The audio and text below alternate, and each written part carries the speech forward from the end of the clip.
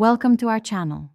If you need to cancel a hotel reservation on booking.com, follow these step-by-step instructions to complete the cancellation and understand the refund policy. Step 1. Open your web browser and visit booking.com. Log into your account with your email and password. Step 2. Click on your profile icon in the top right corner and select Bookings. Step 3. Find the hotel reservation you want to cancel from your list of upcoming trips.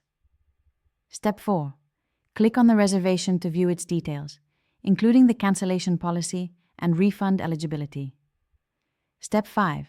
Review the cancellation policy carefully to see if you will be charged a fee or receive a full refund. Step 6. If you want to proceed, click the Cancel Booking button. Step 7. Follow the on-screen prompts to confirm the cancellation. Booking.com may ask for a reason for canceling. Step 8.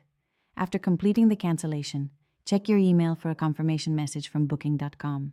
Keep this email for your records in case of any billing issues.